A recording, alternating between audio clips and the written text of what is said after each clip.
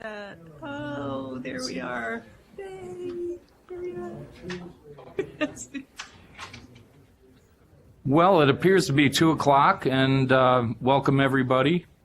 We're going to start with a quick roll call. It's kind of a sound test and make sure we have people where we think we have people across the state.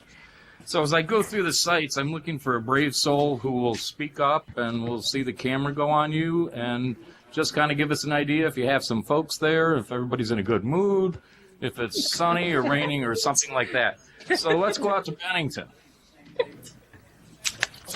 Hi, this is the technician in Bennington. Hold on just a moment. Give me a second. Hi. Justin.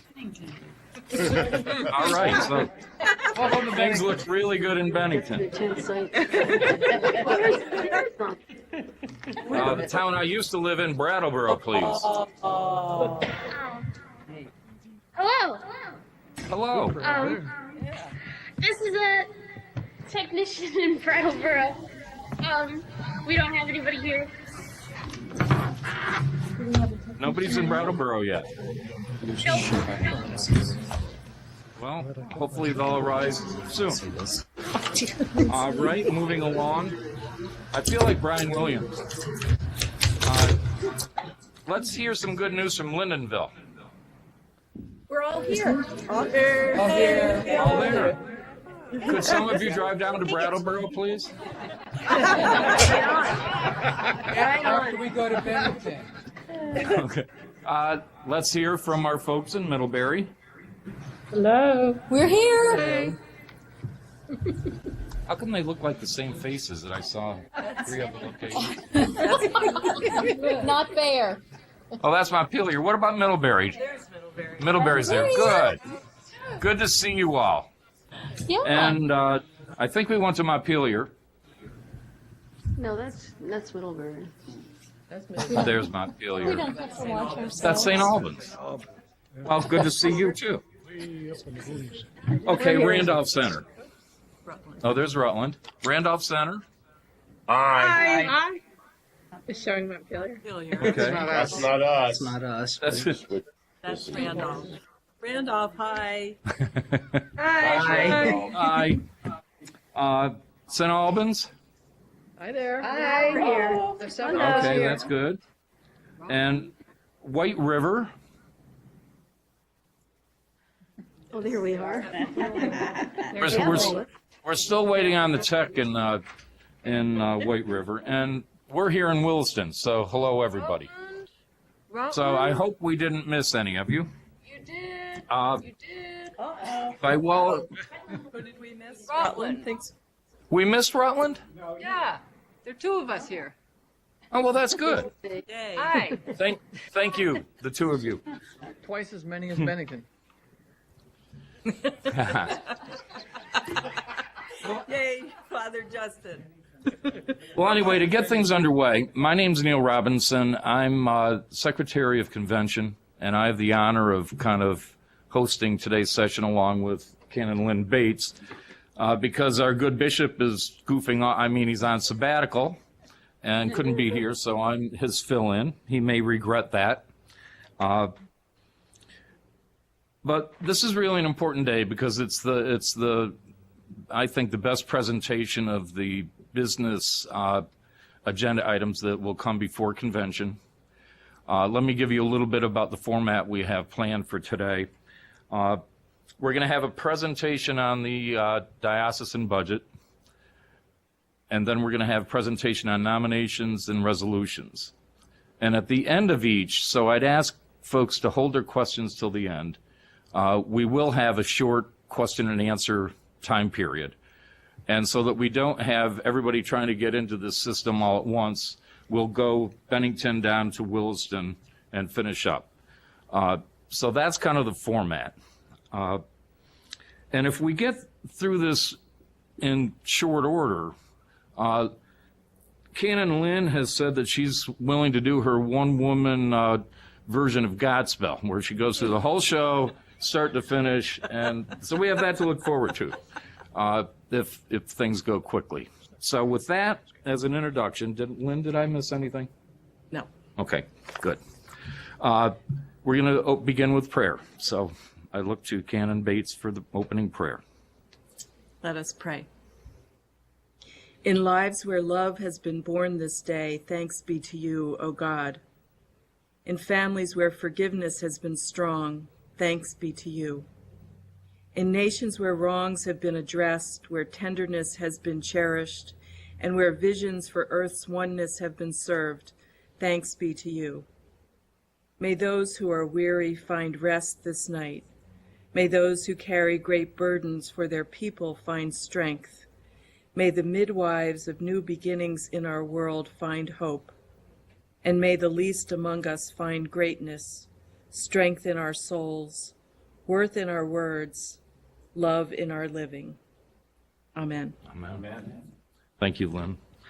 So, I'll now turn this over to Dr. Wallace Good, our diocesan treasurer, and for his presentation on the budget for 2015. Wally? Hello. So I just figured it out, and this is my 6th year of being your diocesan treasurer. And not all my gray hairs come from that. First, I'd like to show you the revenue stream that we expect to have for the diocesan budget. And we're shooting at just over $1 million in total revenues.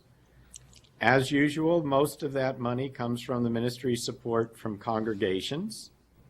And then the next one is the ministry support we get from the legacy funds. Most of those are invested in the unit fund. And now I know what camera they're using on me. Then we get some money from the Hunt grant, and we get some money from the Companions Companions program from the Irish and other discretionary 2 funds. And finally, we have some miscellaneous revenues that come in.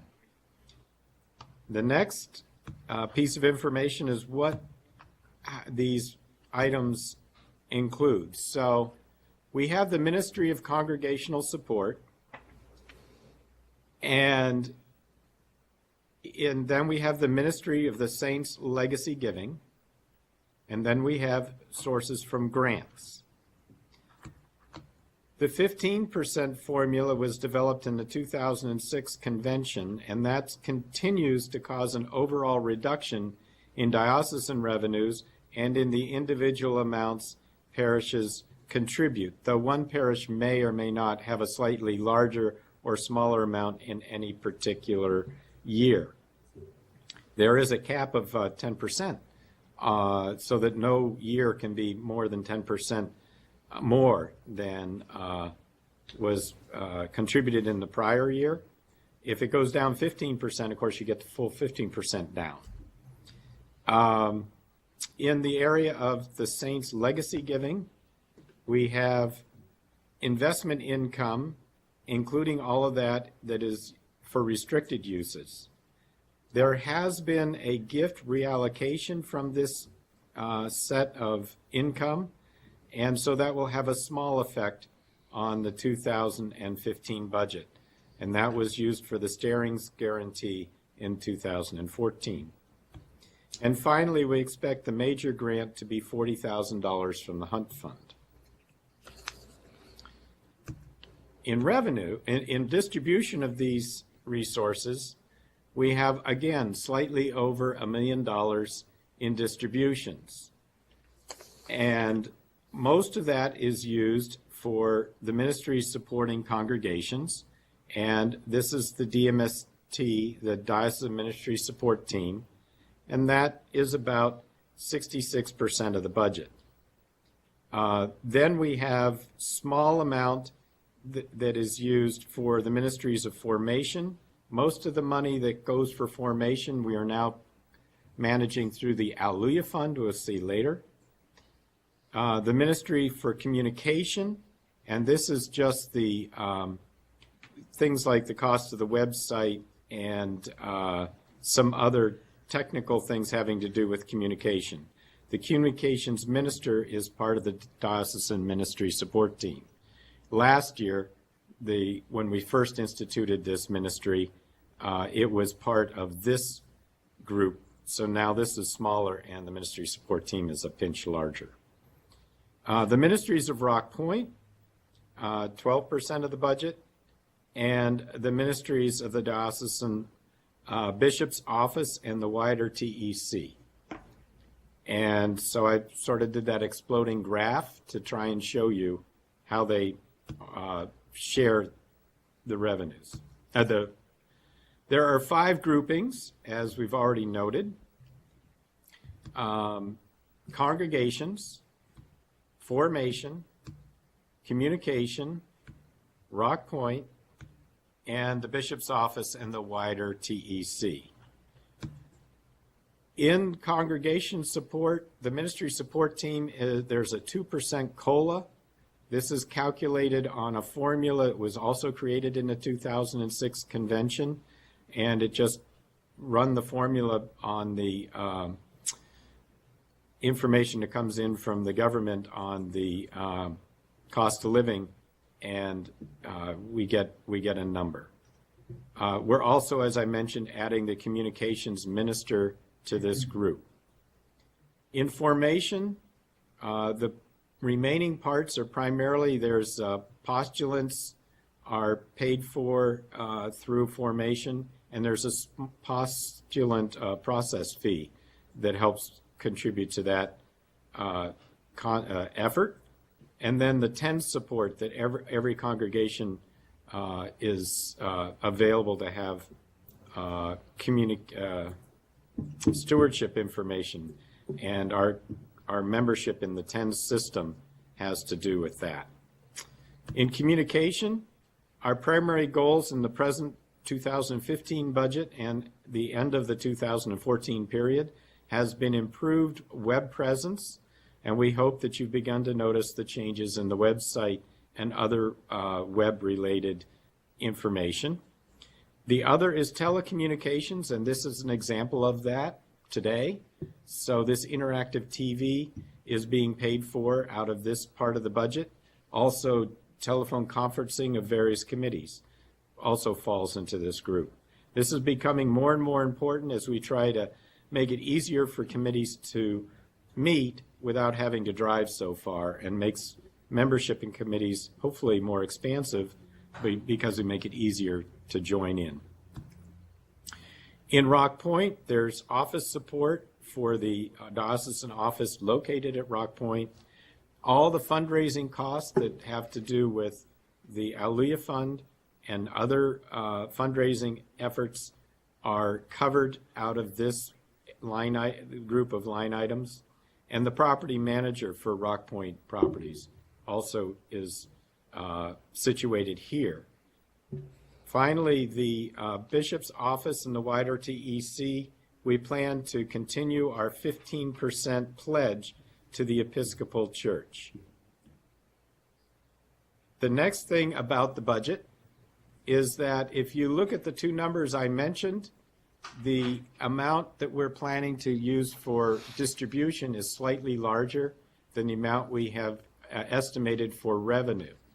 And so the overall budget is being presented with an $11,000 shortfall.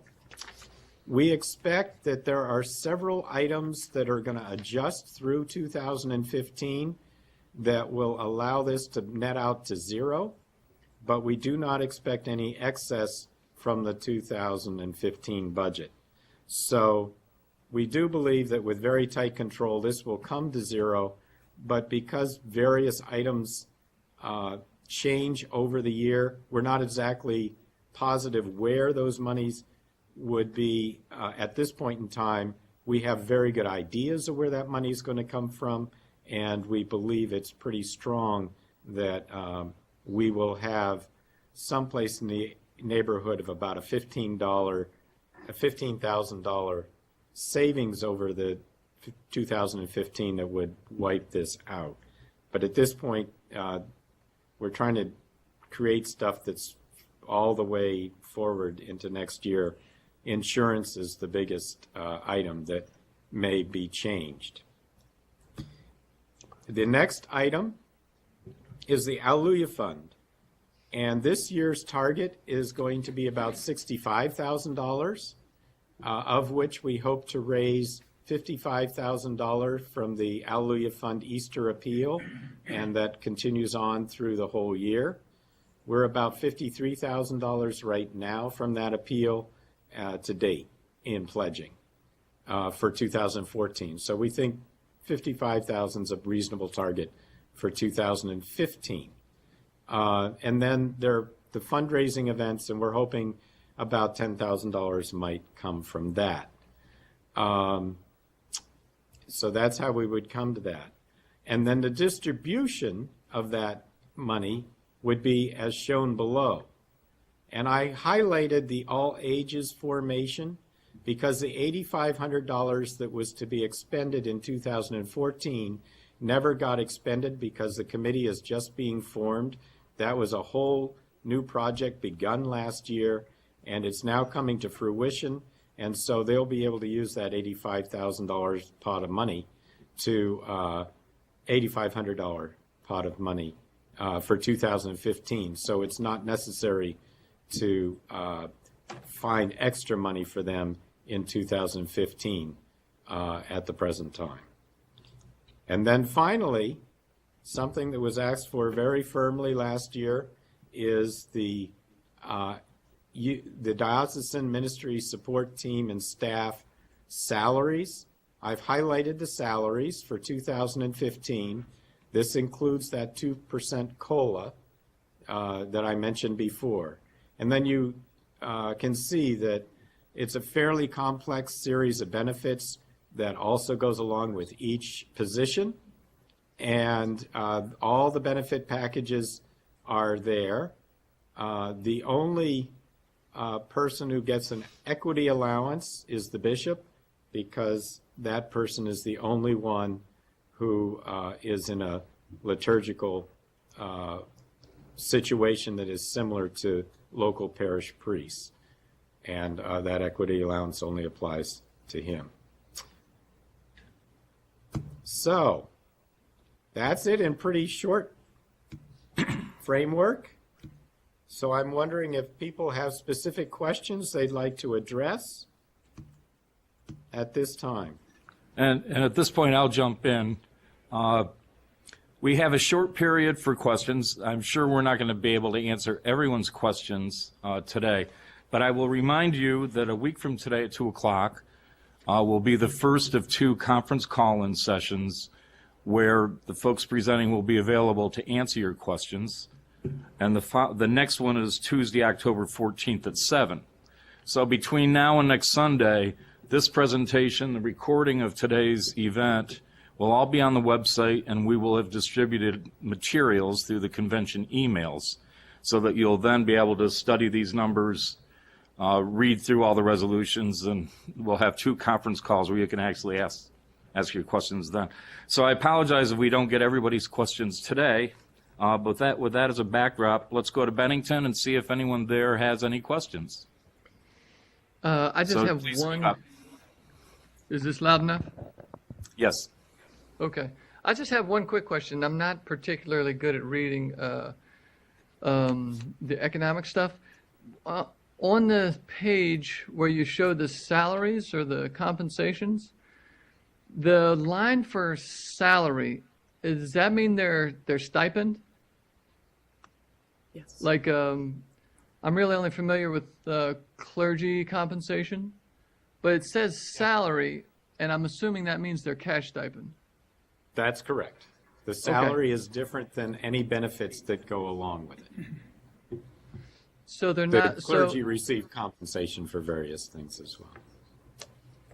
So is this salary tied into the rest of the compensation package, like the cash stipend is for clergy compensation?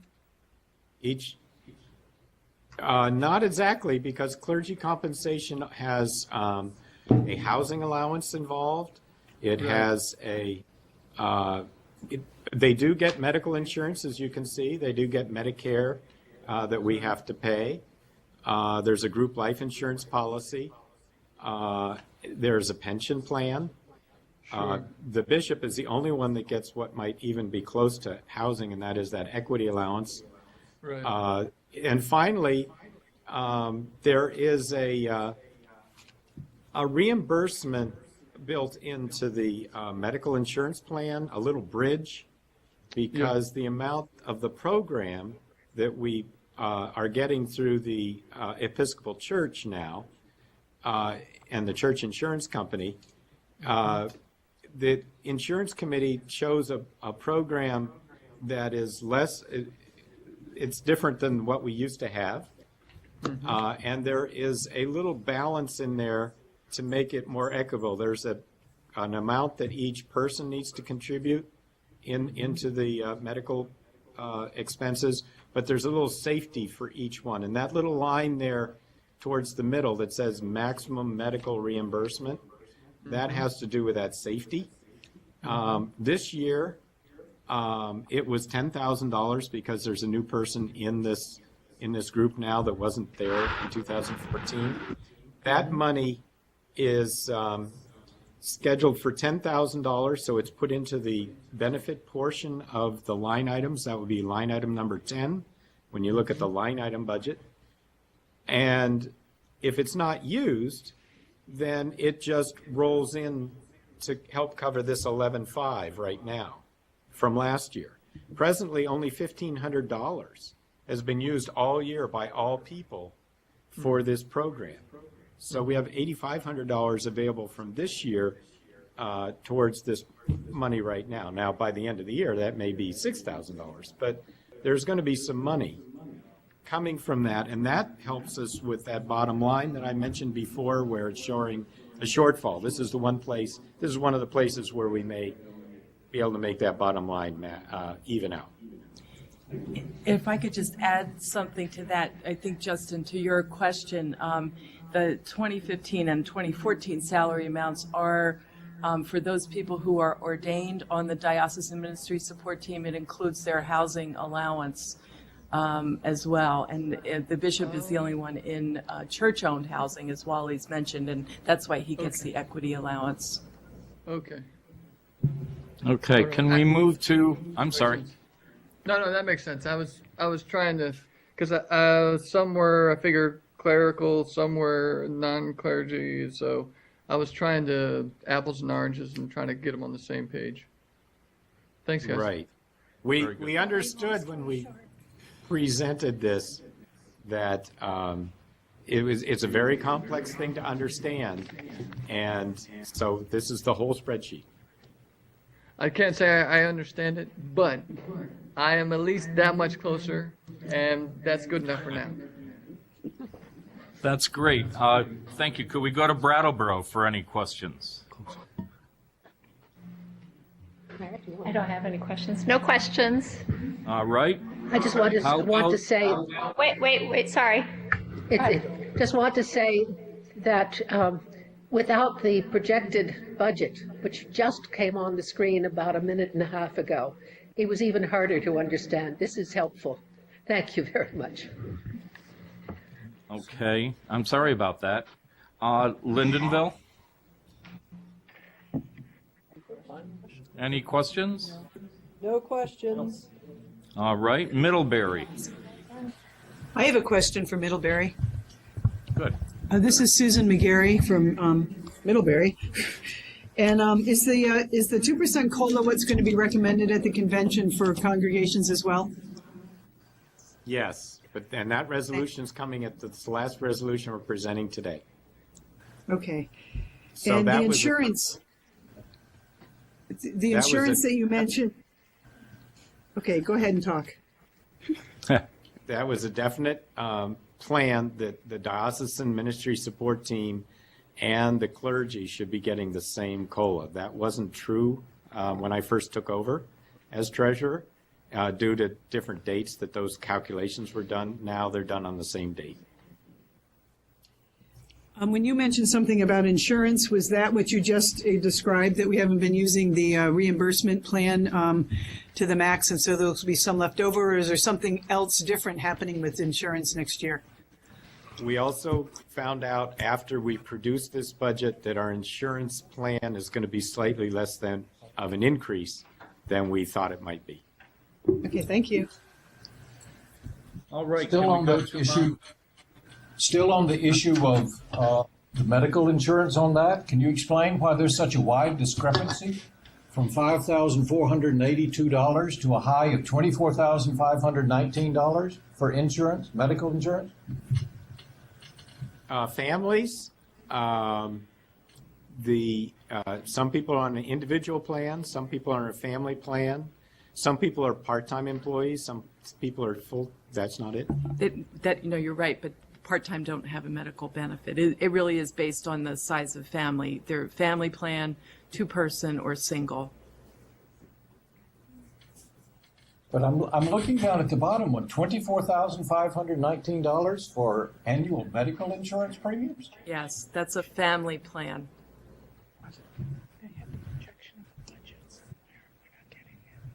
Wow. Yeah. Which means the diocese pays the whole amount. May I also ask a question, a clarification question? I'm looking at this slide we have in front of us. The column that is highlighted, that's the actual salary, that's the actual money that monthly goes to the various people involved. That's not like a housing allowance for the clergy that you don't actually get paid, but you have a tax benefit from. This is the actual amount that is paid. You divide that by 26. You actually 26. divide it by 26. They're paid on 2-week timetable, and there are 26 2-week pay periods in a year. So if you divide that number by 26, that's how much they receive every 2 weeks. Yeah, because clergy get a housing allowance, which is a tax deduction, is not that kind of housing allowance. That's all I wanted to say. Thank you. That's correct. Okay, can we move on to Montpelier for questions? No questions. Coming up. No questions? Randolph Center.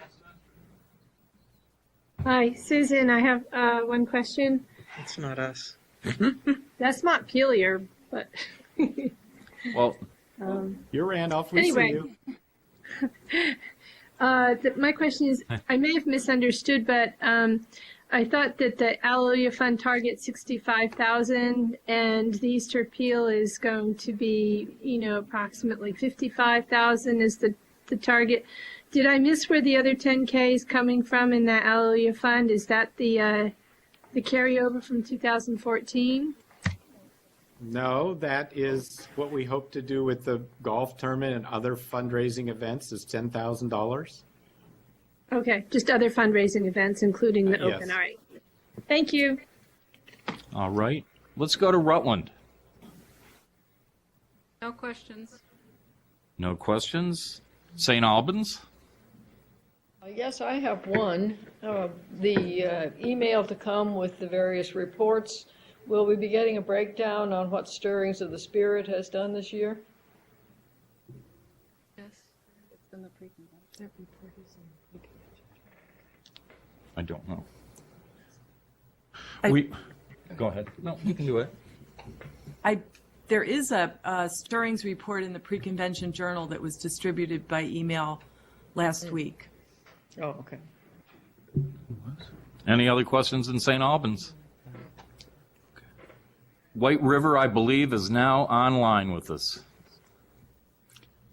Are there any questions from White River?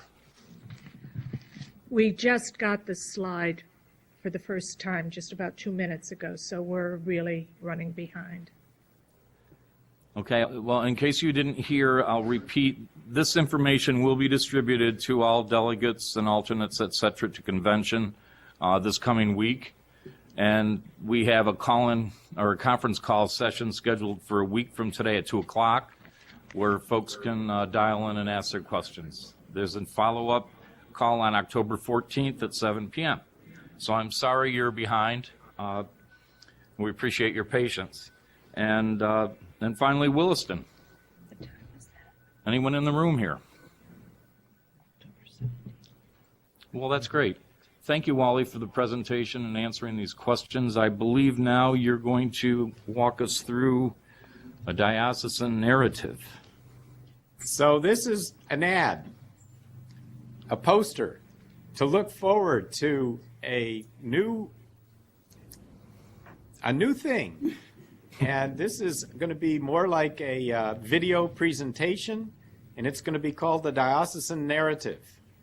So you'll be able to see this full video at convention. It shows that we are the Episcopal Church in Vermont.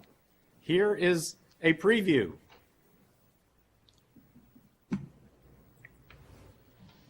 Together, we are the Episcopal Church in Vermont.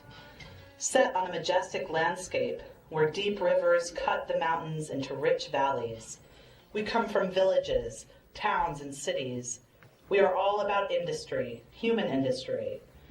We come from many backgrounds, but we are united by one God, one purpose, and our Episcopal Church. We are 46 congregations that span all of Vermont. We worship, we commune, and we seek to be a church with a unique missional outreach. We are a part of the history of our state. Some of our buildings were built from the bones of the land around us, and today are preserved by communities of faith. We come to the help of our fellow Vermonters. Involved in our communities, we coordinate with others to care for our neighbors. We make our buildings places for others to come and use and meet, inviting our communities not just to share worship, but art and drama, community discussions and festivals where all can celebrate. We have learned that God is not just in our places of worship, but in the community around us. We wrestle with new concepts as we seek to recalculate our way, redefine who we are for today's world and for today's Vermont. You will find us walking the path together, embracing each opportunity to reach others with our message of forgiveness, healing, and wholeness to all who will listen. We are together the Episcopal Church in Vermont.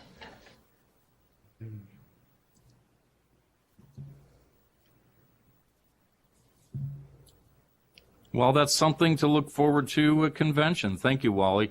And I know that if Bishop Tom were here, he'd want to totally thank you, Wally, and your teammates for the incredible effort that you put into preparing the budget every year and managing the affairs of the diocese through the year. It really takes a lot of work, a lot of dialogue, a lot of give and take, balancing the needs of the diocesan office and the diocese and the ability to raise funds to support those needs. So thank you, and thank your brethren that put this together. Thanks. Thank you for my committee. All right, so we will now transition to another very challenging activity, and that is gathering up folks who are willing to run for various offices within the diocese. So I'm hoping Barbara Hoare is now in Bennington. Barbara is the chair of the nominating committee, and she should be here prepared to give her report. So Barbara, are you actually in Bennington? Barbara Hoare's not here right now, but if you'd like to leave a message. Sorry, no, Barbara is not here. Okay. But, you know, we're not sure what happened. This group is usually pretty big, but we haven't figured out what the deal is yet. We've made notes, trust me. Yeah, we've written it all down. Big Brother is watching. We were prepared for that, and Lynn will, instead of Barbara, Lynn Bates will give the nominating report. And instead of Godspell at the end. So no matter what time we're done, you can take that off your list. You're not going to do Godspell? Not if I'm doing nominees. Okay, so I'm not gonna read all of the names. I know you all can do that. We have several elections at convention. We'll be electing Brookhaven school trustees. A couple of terms there that need to be filled. Diocesan Council, all of the districts except for District 2 need to elect one clergy or one lay member. to council. Mission District 2 needs a clergy person. We have a representation of 3 from each mission district, at least 1 clergy and 1 lay. That's what the determination is there. And there are council members who have indicated they will stand for re-election. And our council members are working on those nominees. If you're interested, get in touch with them. Title IV Disciplinary Board, these are 1-year elections.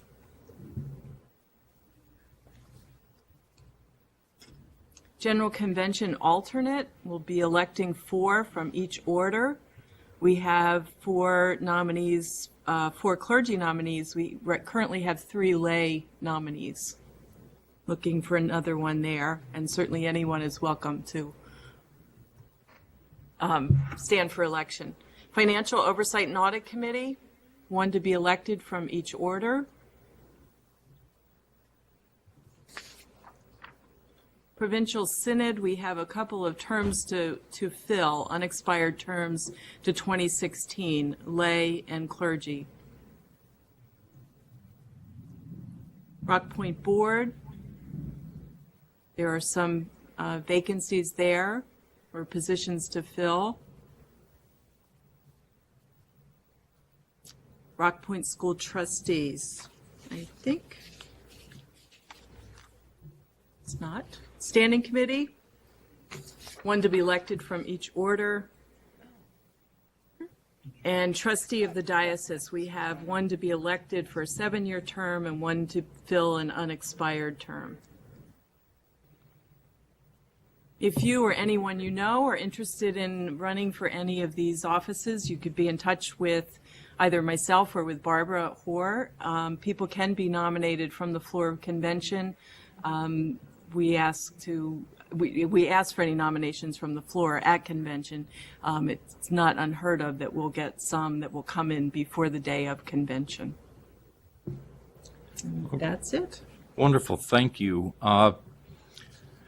Are there any questions? I'm not going to run down. I think we'll probably have few enough that if you have a question for Lynn on the nominations or the nominating process, you could probably just speak into your microphone and we'll see you.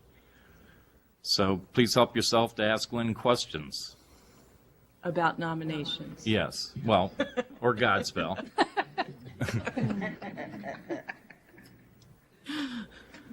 I had a question. Where are the openings that you're still looking for people? We need a lay person for General Convention Deputy. We need a lay and clergy person for Provincial Synod. I believe Rock Point Board, there may still be some vacancies there in bishop's appointments, if not election. And Diocesan Council from all 5 mission districts. This is Rick Swanson in Montpelier. This is Rick Swanson in Montpelier.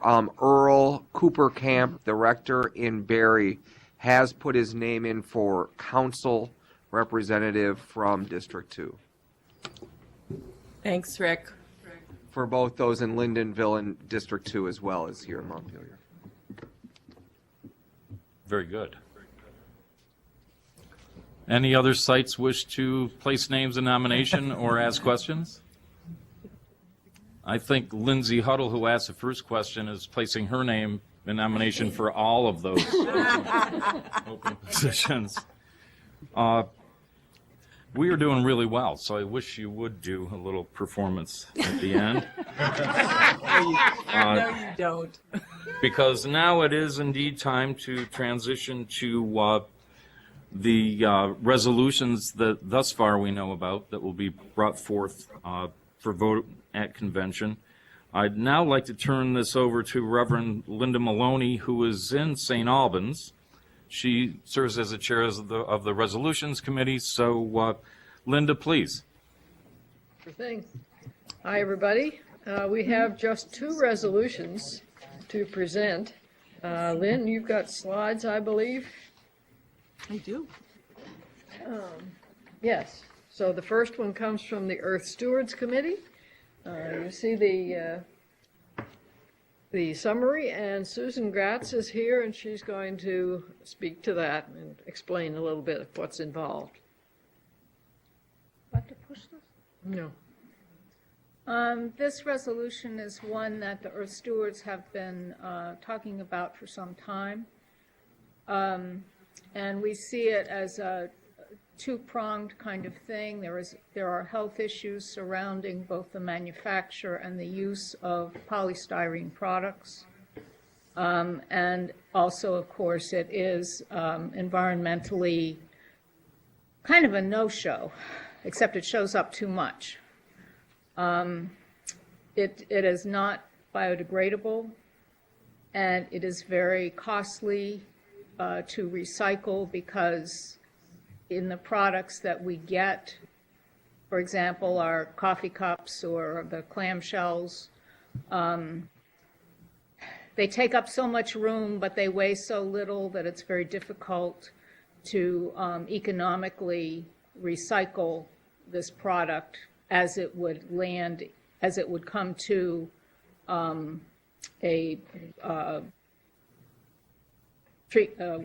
waste center or anything like that. It also, because of the components, there are problems in landfills of toxicity in the leaking of the styrene formula. So we would like to propose a real firm diocesan policy for diocesan events that would promote the use of recyclable, compostable, biodegradable products. If, for example, there are no china and silverware and glasses to be used. There may be incidents where that would be a problem. But we really are encouraging at diocesan events, and we'll hope that congregations will take this on their shoulders as well, to use products that are either washable, like the china cups in your cupboards at church, perhaps get an addition to the laundry ministry and get a bunch of reusable napkins instead of paper. It's something that we think all or most, at least most congregations could embrace with very little additional hassle. And we will be providing at convention some sample kits of different types of products that meet these qualifications, as well as a list of sources where they're available locally. We will also have a copy of the Coffee Hour Cookbook, which is something that Angie Emerson and others on the committee put together, which relates it's called the NRSV Coffee Hour Cookbook, Nourishing, Renewable, Sustainable Vermont, and Living into Our Baptismal Vows. So it's both a theological document and a way of going about things that helps us all treat our environment with care. This fragile earth, our island home. So if there are any questions or anything, I'll do what I can to answer them. You want to take questions now? Yeah, let's do that. Let's go to Bennington first. Sounds good.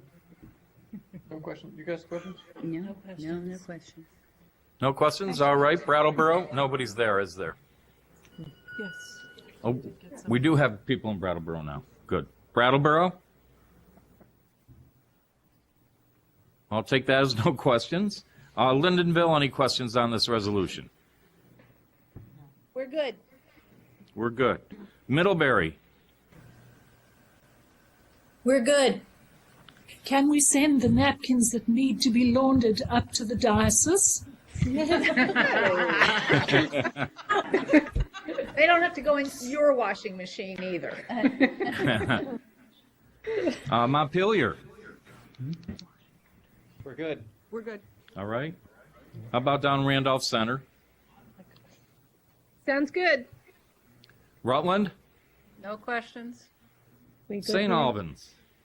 Sounds good. They're in the room. Thank you. Good idea. All right. White River We're good.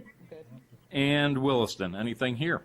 Yeah, I have a question. What is the actual resolution? Could you hear that question? Yes, I did. You want Do me you to, have it want me to to read it? put up on? In terms of, if you'd like to read the resolution, that would be helpful. We will be distributing the hard copy of it this week, so everybody would see it then. This was more to get more of the background, the intent, and so on. But if you could read the resolution, that would be helpful if it's in its final form. Yes. Yes. Whereas polystyrene, for example, styrofoam, is a non-biodegradable petroleum product, hazardous to those involved in its manufacture and to all people as end users of foods for which it is used as packaging. And whereas polystyrene and other non-biodegradable plastics make up 1/4 to 1/3 of landfill sites in the United States, and whereas local options for the recycling of polystyrene are either limited or non-existent, therefore be it resolved that the Diocese of Vermont will replace the use of polystyrene and other non-biodegradable and non-recyclable products at all diocesan events with biodegradable, compostable, and recyclable products, and encourage the parishes of this diocese to do the same. That's it. Okay, now, David, Thank you. do you have a question after hearing it? Nope. Okay. No. Well, I, thank you very much. I'm sorry. I want to suggest that after the Diocese of Vermont will, we insert whenever possible, because things could happen and we wouldn't want to be in violation of the law. I hope that's a friendly amendment. Yes. All right. Okay. Linda, the next resolution.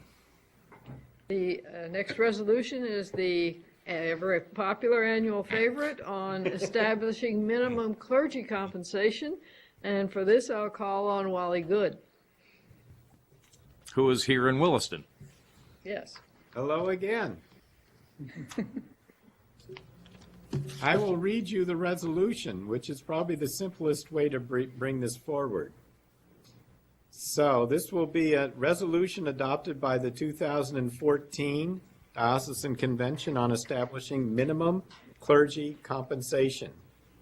Resolved that the 182nd Convention of the Diocese of Vermont approve the recommendation of Diocesan Council that the minimum full stipend for priest receiving compensation in the Diocese of Vermont will be increased by 2% for the year 2015 that turns out to be $39,877 in salary, and be applied to the diocesan schedule of mandatory minimum cash salaries, and that travel allowance be reimbursed at the current IRS standard. Then there's a very long explanation that goes on for 2 pages. In the end of the second page will be a spreadsheet that shows the years of service and whether you're serving a level 1 or a level 2 parish, up to the 20-year mark of service, as determined by the Church Pension Fund. That would be years of credited service. So that will be coming to you. But that's the resolution. So it's the same 2% increase that we're recommending for both the diocesan staff and all clergy in the diocese. Okay, well, let's see if we have questions. Bennington, do you have any questions on the clergy resolution? Clergy compensation resolution, I should say. We'll wait to see it. Okay. Brattleboro, No questions. Oh, my doesn't work. Lindenville, No. No questions. okay. Middlebury, This is again Susan McGarry from Middlebury. Do you have any statistics on how many congregations are actually meeting the diocesan minimums? About half. Thank you. Can't you put the That's- word in there? Sorry. Can't you No, put please the go word? Can't you put the word in there suggested rather than mandatory, as only half are actually meeting them?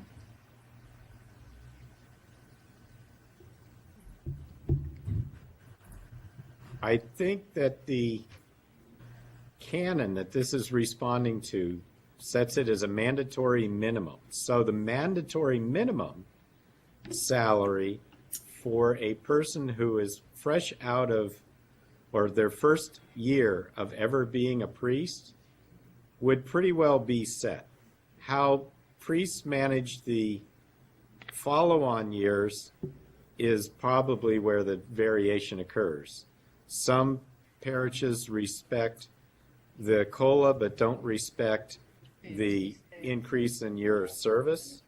Others actually give more than the suggested minimum is by the level that they're at. And so there's some variation across the board. I think that since the canon reads the way it does, we have to write the resolution in this way.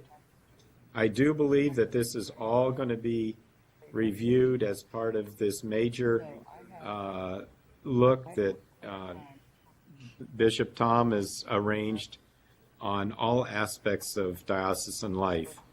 And we'll hear more about that through the coming year of 2015. I don't expect 2016 to look like 2015 in many respects.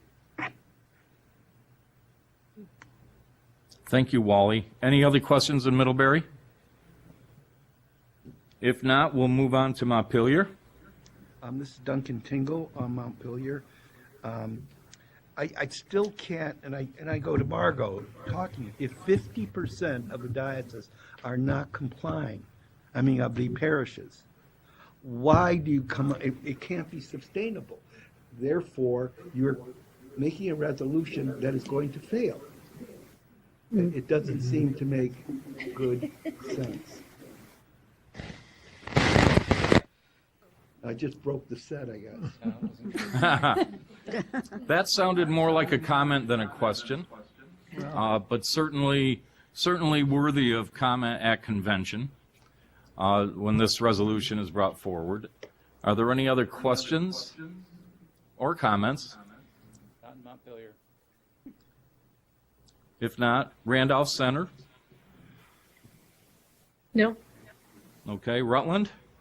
Yes, Lee Crawford, just a comment, and that is for the 50 congregations that are not meeting the mandatory minimum, then it really becomes a matter of recognizing that the percentage of time that the clergy person is working is diminished.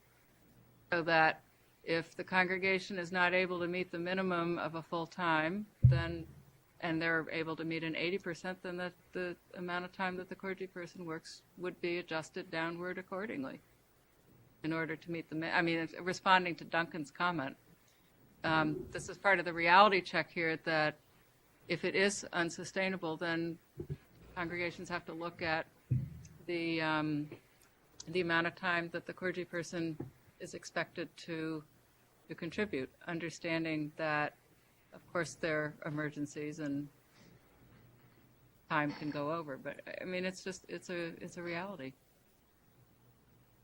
Just a Okay, comment. thank you. Anything else from Rutland? In St. Albans. Well, we had a very timely sermon on the Ten Commandments at St. Matthew's in Enosburg today from the Reverend Titus Pressler. And we reviewed the section of the Catechism in the prayer book on the Ten Commandments. The last question in that section is, since we don't fully meet these requirements, are these commandments at all useful? And the answer given in the prayer book is that the fact that we do not fully comply with the commandments is a constant reminder to us that we are sinners and in need of redemption. Amen, sister. Preach it. White River, can you one up that? I think we'll have to take a pass. Okay. Anybody in this room for a question? Yes, sir. Yes, I'd like to know if there is a schedule for part-time clergy based upon percentage of part-time effort regarding both the minimum compensation and the insurance question that came up earlier. I see heads nodding in the room, so one of the nodding heads needs to speak. Why don't you do that? Yes. So clergy compensation is would be a percentage of the full-time. As far as, so 75%, 50% of what that full-time amount is. As far as health insurance, the requirement is for let me make sure I get this right. So 3/4 time and above, health insurance is provided by the congregation at whatever family situation the clergy person is, single, two-person family. For less than 3/4 time, we strongly encourage that congregations, that vestries consider contributing a portion of the healthcare costs. Yes? And one other question. Well, I pass. I'll ask it later. Thank you. Okay, well, thank you very much. Linda Maloney, thank you so much for all the work you and your resolutions committee has done. And from experience, I know that new resolutions, I'm sure, will pop up between now and convention, and probably at convention. So thank you for your efforts in dealing with that situation as well. So, looking now, I got to turn around and see what's being presented. What's next? Okay, so we're kind of into the housekeeping part of today's program. I've said it before, just keep in mind the question and answer sessions scheduled for conference calls on October 12th and 14th. There's one more ministry fair occurring next Saturday, or Saturday, October 18th, and we've asked the Reverend Carol Wageman if she would talk about that, and especially pass on some of the experience that those who participated in Burlington, I think, a week or two ago. So, Carol, would you please? As you may know, the Ministry Fair theme for this year is Discovering God in the Neighborhood, and has been designed around three things that are currently taking place in our diocese. The first of those things is the theme of engaging with mission in our own diocese that's been put forth by our Bishop Tom Ely in a document entitled Becoming More Missional that was developed and put up on our website before Bishop Ely left on sabbatical, that outlines this year-long discernment we're in the middle of. And I recommend it to you. It's up on the website if you want to just take a look at it and see what the pieces are that go into that. The second thing that helped shape the ministry fair is our convention theme, Equipped for the Journey, Formation for Mission. And we have some wonderful resource people that will be present at who are including our keynote speaker, Bishop Ian Douglas from the Diocese of Connecticut, who's one of the leading voices for mission and the study of mission in the Episcopal Church and wider Anglican communion. Our other workshop presenters for Friday morning are Sharon Pearson, church publishing editor, and a top-notch Christian formation expert.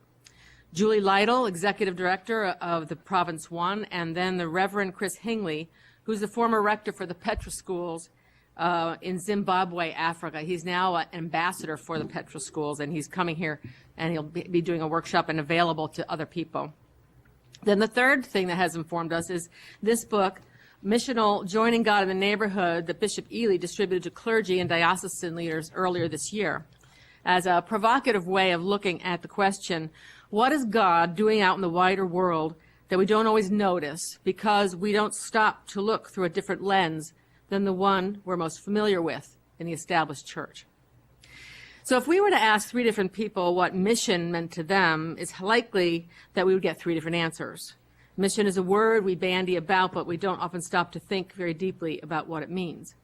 It's common to think of mission as it relates to the Great Commission in Matthew 28, verse 19, where it said, "Therefore go forth and make disciples of all nations, baptizing them in the name of the Father, the Son, and the Holy Spirit."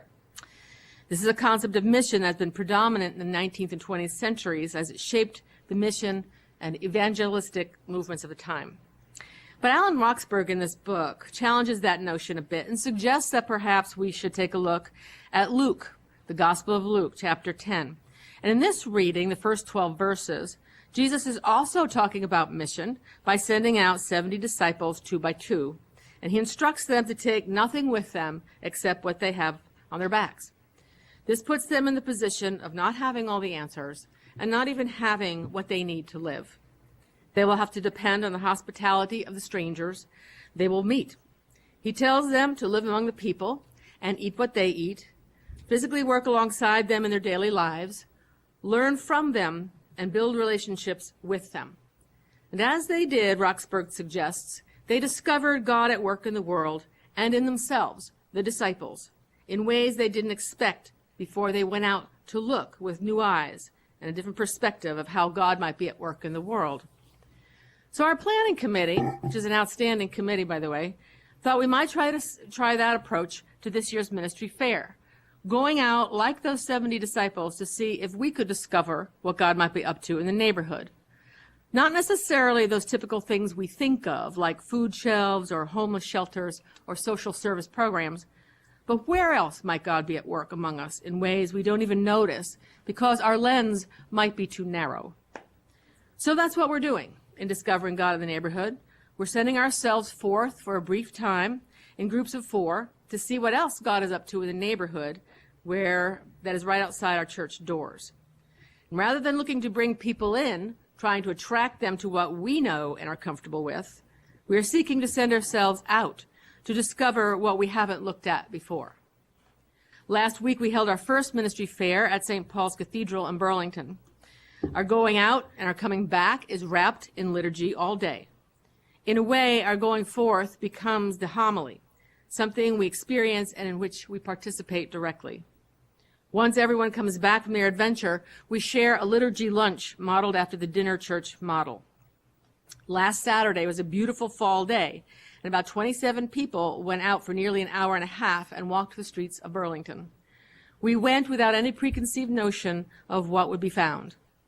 Folks came back, and here are some of the observations they made about what they discovered about God's surprises in the neighborhoods that they traveled through. They found an enormous diversity in that neighborhood in Burlington, particularly in the Old North End.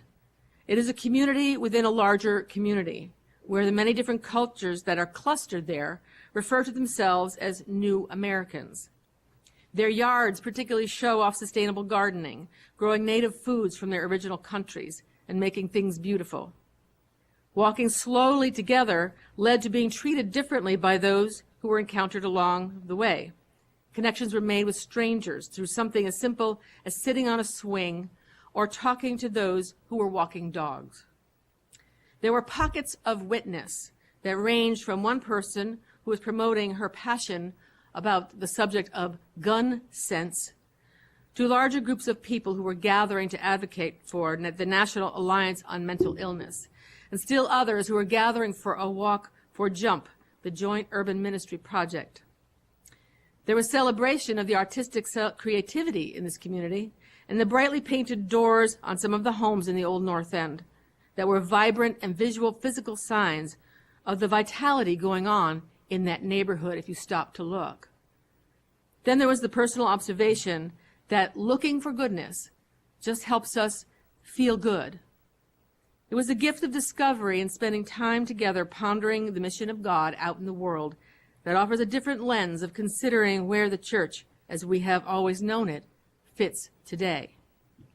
So you are invited to the next and final ministry fair on Saturday, October 18th, which will be held at St. Paul's Episcopal Church in White River Junction. We begin at 9 o'clock with coffee and snacks. Our liturgy will begin promptly at 9:30. If you come, and if you came to St. Paul's or the Cathedral, you're welcome to come again. We would encourage you to register on the website since we will be needing to carpool to 2 different locations in the nearby area, and it would be helpful to have some sense of how many are coming. You could also call the diocesan office and register with Michelle Sandul if you don't have access to a computer and internet service, but registration is very easy on the website. Please be sure to dress for the weather. We're going rain or shine because God shows up, rain or shine too. Be sure to bring a bag lunch. And for those who need to stay at home base because of mobility issues or just desire, there will be an alternative activity on site centered around a guided meditation led by one of our program planning team members. We will explore what it might have felt to be sent out into something unfamiliar that Jesus asks us to explore. We don't have the answers about what we want you to find. You will find whatever it is that presents itself to you when you consider the question, where is God in this neighborhood? How is God at work here? Leave behind any preconceived notions about what you're looking for or what something is supposed to look like. If we say God is active in the world all around us, I suspect there will be surprises along the way. We're going to look for the surprises and then come back like the disciples and share our learning with the rest of the others. And I really hope you'll join us. We had an amazingly wonderful time last Saturday. So please join us. It'll be an interesting adventure. Thanks. Thanks a lot. Neil. Wow, Carol, thank you. That's really exciting to hear it presented that way. So thank you. Just a few convention reminders. We'll give you a quick rundown of convention schedule. Registration will open Friday at the Hotel J at 8:30. The morning workshops will start at 9:45. And through the course of the day, there'll be the keynote address by the Bishop Ian Douglas. That'll be at 1:45. And then, of course, we do actually these days call the convention to order late on Friday afternoon. And then we open the bar, which is, for some, something to look forward to. And then Saturday we'll begin at 8:30 with the Eucharist and follow that by convention business, and hopefully we'll be done by mid to late afternoon. And then as far as some deadlines, there are many delegations that haven't registered yet, so this is a reminder to go back to your church and make sure your delegation has registered. We really need that for the meal count. We need you to register by October 15th. We've had requests for the Friday night meal for people who are not delegates, but it may be a spouse or a significant other or another form of guest. We also need to know by the 15th about whether you need those tickets or not. And the hotel, while there's no deadline, they'll be taking reservations right up to the start of convention. But if you don't call early enough, you may not get you may not be able to get a room, which could be a problem. Before I turn to Deacon David Ganter to do a closing prayer, since we've gotten through this in less time than we had planned for, I'd like to just run one more time around the state and ask if the folks out at the other sites have any last questions, any comments, or anything about convention that may be on your mind. So let's return to Bennington and see if Barbara Hoare's arrived yet. Barbara Hoare's not here right now, but if you'd like to leave a message, she'd be glad to hear it. Well, say hello to her for us when you see her. We will. Big hugs. We'll give her such a big hug that she'll know it's from you. Good, thank you. Any questions, comments, anything about convention or what you've heard today that you'd like to mention to us? You guys excited? What are you guys excited about? Excited.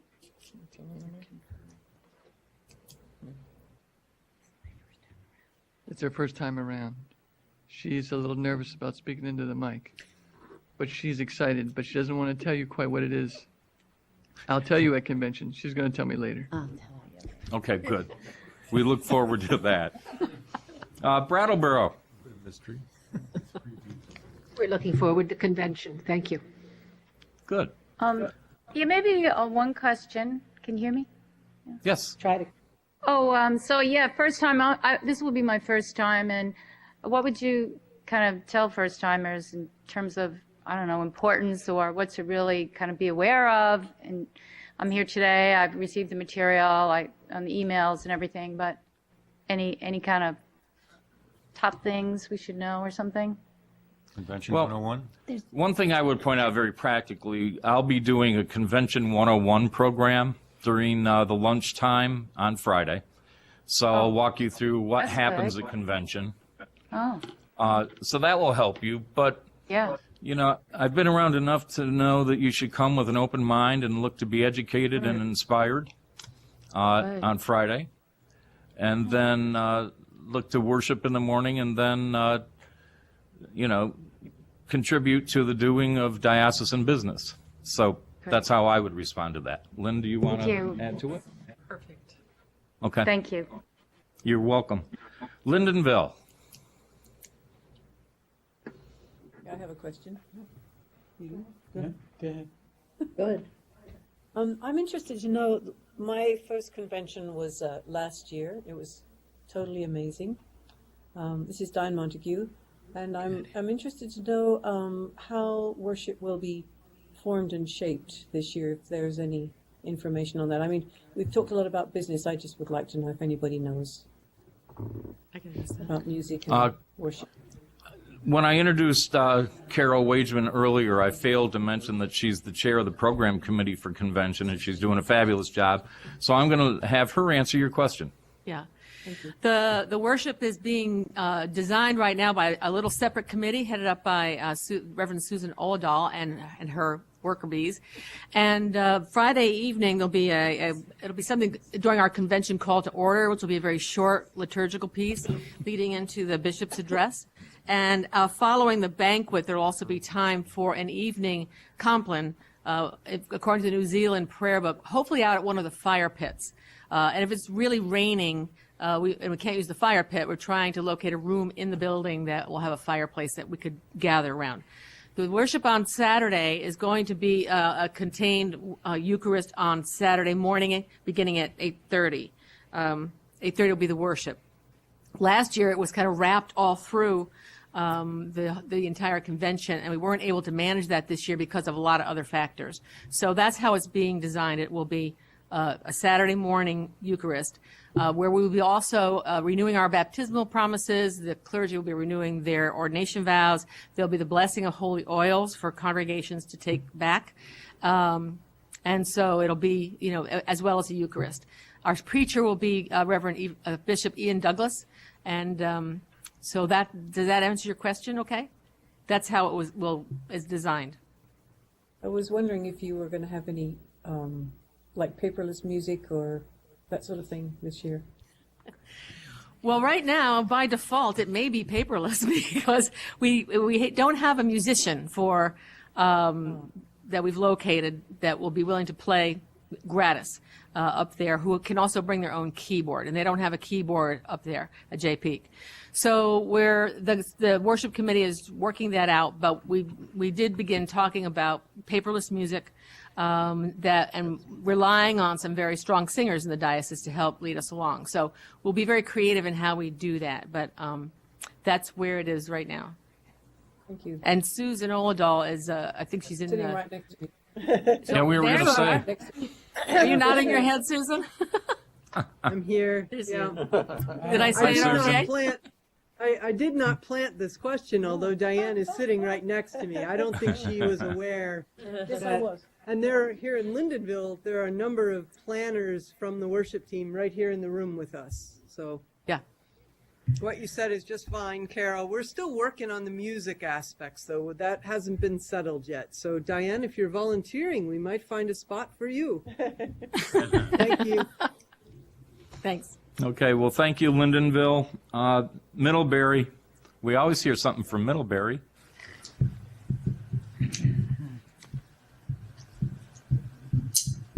Not this time? Silence. Pass. How about Middlebury? You folks okay? Then we'll go on to Montpelier. We're all set. Good. St. Dunstan's Wakefield has a clavinola, which we would be happy to loan to bring to convention. if there is somebody who could play it. So if you want to find a musician without a keyboard, we have a keyboard. Take notes, Susan. Okay, thanks, Sister Lorian. Well, that's wonderful. Anything else in Montpelier? Any questions or comments? No, I think we're fine. Okay, well, thank you. Randolph. I say don't Randolph have Center. anybody else here? No, I think we're fine. Okay, wonderful. And Rutland? We're fine, thank you. Okay. St. Albans? I have a question. Janet Brown. We have some folks who would like to attend parts of convention, but they're not delegates or alternates. Do they need to pay the registration fee if they want to just come and listen? No, they do not. Lynn, kick me if I'm wrong. They do not need to. They're welcome. However, if you wish to have them attend the Friday night dinner, you would need to arrange for purchasing of tickets. Great, thank All right. you. I have a couple of things also. Susan, would you be in touch with Denny Hawksworth? Because she may have a musician who he doesn't have a keyboard, but if they got the clavinola, so call Denny. And with regard to hotel rooms, I understand they're sold out of the standard king, but there's some of us who have spare beds in our rooms, so if you want to set up a register of people who can share, in case there are people who are too late to register or something, I'd be happy to put my name in, and maybe others would too. We have Thank you. somebody at Grace Church Sheldon, we have some members from Franklin who have 6 beds, and they would be willing to share. There is a room share setup on the diocesan website. Yes, thank you, You can Dave. put your name in. Did everybody for hear Lynn? that? Yes. Also, lightly for Lynn, I believe it starts, "Wherefore, O men of Athens, I say to you, therefore acquit me or not." It's the beginning of God's spell. Thank you. Of course I Only knew that, did it 4 Paul. times, come on. Okay. White River. I think we're all set. Thank you. Okay. And anyone here in this room in Williston? If not, I'm sorry. It's come to my attention that there are members of the diocese that would like to see the diocesan budget discussed earlier than later during convention. Okay. We'll make a note of that, and the Dispatch of Business Committee will look at the flow of the day and see what we can do. All right. Well, it's a beautiful Sunday afternoon. We can't thank you all enough for coming out and sharing this hour plus with us, and either communicate to me or through Lynn. However, any questions you have or concerns or comments, we really welcome the feedback. If you think of any questions, please call in next Sunday or a week from Tuesday. And otherwise, thanks so much and enjoy the rest of the day. So what does Brian Williams say at the end? I should have some catchphrase or something. Oh, that's right, the closing prayer. I got so excited we were done. Yeah, really. No, That's what Brian Williams says. So, Deacon David Ganter, would you please? Yeah, this is a prayer for the diocese. O God, by your grace, you have called us in this diocese to a goodly fellowship of faith. Bless our Bishop Tom and other clergy and all our people. Grant that your word may be truly preached and truly heard, your sacraments faithfully administered and faithfully received. By your Spirit, fashion our lives according to the example of your Son, and grant that we may show the power of your love to all among whom we live, through Jesus Christ our Lord. Amen. Amen. Amen. Thank you very much. And the last slide is, we'll see you at J Peak. Hopefully it won't snow too much on the 30th. I was going to bring my skis. 30th. No, it could. Thanks all. Have a good day. Thanks.